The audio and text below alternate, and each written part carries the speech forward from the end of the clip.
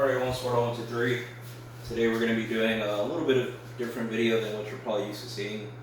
I wanted to kind of talk about the level 3 Safariland rig and some tips and tricks that I can offer to help some of you guys get faster. I know for me it took a bit at working at it to get good at it. I still fumble here and there, but I'd say if I were to do averages or numbers, I'd probably 95%, if not higher. And even when I do fumble, the times are still within an acceptable range. Full disclaimer, I have to give credit where credit is due. A lot of the tips and tricks I'm going to talk about I got from Spec Mojo and watching his video and slowing it down and reviewing it over and over again. And I'm going to talk about a couple of things that I noticed that he did in his video that he didn't really talk about. But once I started incorporating, it kind of helped me out in some of my own findings, which I believe, I want to say her name is Amy556, talked about recently, and just kind of go over some of those. So I do have a shot timer right here. Right now my par time is set for 1.40 seconds. This is a Staccato 2011, and empty. Put that back away.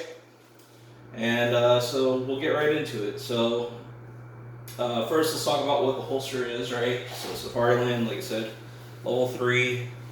We have the SLS, and after the SLS, you have the ALS.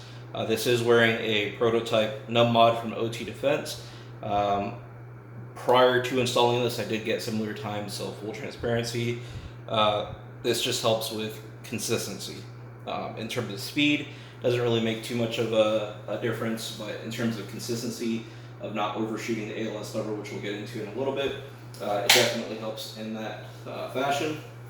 And so before we kind of do it live, I'm going to talk about some of the things that you want to kind of do. So you'll notice that on the SLS lever, you have a pretty big surface. Now, a lot of the times, people don't really go into this level of detail, but if you watch some of, I believe, Safariland put out video previously in, a few years ago when SLS was only a thing and then ALS was a separate thing, before they combined it and even after. They talk about defeating the retention mechanism prior to establishing master grip on the firearm and drawing it. So, Amy556 also mentioned that on your thumb placement, you want to kind of aim for this little back ledge right here, because what that's going to do is going to give you extra leverage. Now, something I picked up from Mojo, and like I said, he didn't really touch on it, but I noticed he was doing it, is instead of attacking the pistol directly down like this, where you have master grip, I noticed that if you just rotate your grip a little bit, and you'll see I still have grip on the gun, I'm just not in master grip, but I still have grip on the gun. What this does is it causes you to gain additional leverage. So this would be directly straight up and down, going at the SLS lever, and then all I'm doing is, if you guys ever rode motorcycles, pin the throttle, same exact motion, is instead of straight up and down, just rotate it, and you'll notice I got that much more leverage to clear that SLS. The key point on once you do clear the SLS, however, is again, you still want to aim for the back quarter of the lever, because what that's going to do is upon clearing the SLS, it's going to immediately set you up to grab the ALS and pull the firearm out. If you fumble, you may still clear the SLS with that additional leverage that I talked about, like that. You'll notice, or you may notice, that I was actually up here. But what ends up happening is you end up overshooting the ALS lever, and you have to come back and sweep it to get the firearm out. So just a couple of things that, like I said, I noticed, and we'll see if I can meet my par time. I'm cold right now. I haven't done any dry practice yet, so we'll see where I'm at. Again, par time is set for 1.40 seconds. This is on also a DFA on the highest mount, which is approximately in the same area as a UBL mid. I just find that running it on a leg platform is a little bit more comfortable, reduces some of the pressure points that I get with UBL and a leg strap. And if you happen to fumble prior to clearing retention and you do the whole, jerky motion, you don't get it as exaggerated because you're getting additional retention from the leg strap.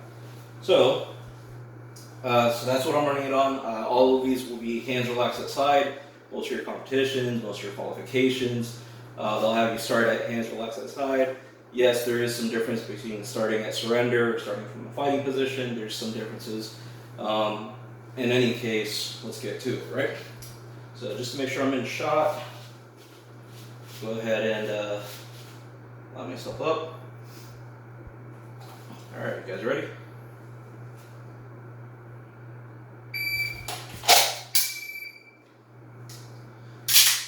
So right there, you guys saw I barely made the par time, but that was 1.40 seconds again.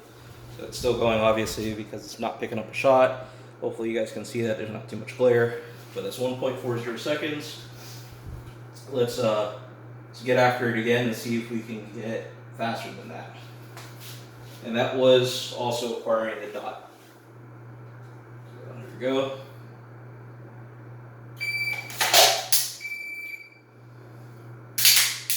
That was probably 1.3. So again, par time still set for 1.40. Delay is about 3 seconds on a pack timer. Let's go after it one more time, and if I get that much faster in terms of like what I just did, I'll drop the par. So ready?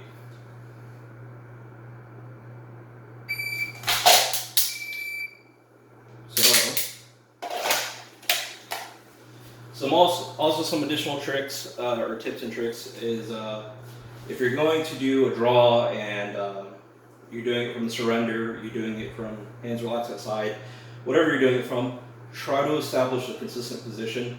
So a lot of the times I'll index the holster pretty much right in the middle of my wrist. So if I'm doing it hands relaxed at side, I guess you'll probably see the middle of my wrist is right here on my holster. And I'll do the same thing whether my holster's up here, my holster's here. I'll find some sort of index point where I can keep it consistent. To not game it, if you find yourself in real life, maybe you do the whole chest thing, then index off your chest. The whole surrender thing is good to do off of the bill of a hat because you're still establishing consistent hand placement and you're using proprioception to get the draw. Credit to Modern Samurai Project, you want to try to eliminate any of your inefficiencies that are not necessary. So if you can consistently draw from the level 3 without doing that rotate motion that I talked about, then do that, because what you're doing is you're eliminating an additional step to get the gun out. If you can eliminate the additional step, you're more efficient and you should be that much quicker. So that was 1.40. Let me see if I remember how to do this. So let's do 1.30. So par 1.30. My best is about a second and a quarter at, I believe it's 5 yards on a B8. So let's make sure I'm in shot. And we'll go get after it. Ready?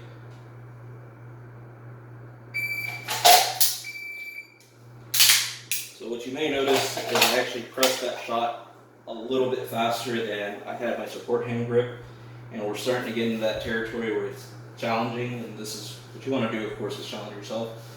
Let's do it one more time and see if we meet the bar, and then I'll probably do a couple draws facing this way so you can kind of see what I'm doing.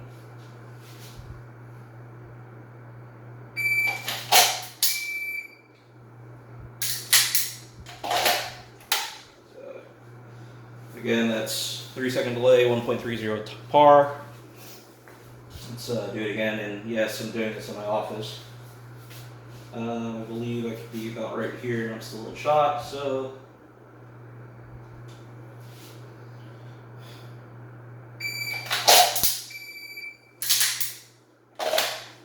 That was probably somewhere in the neighborhood of a second and a quarter.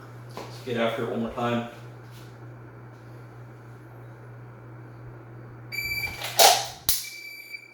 That was fast.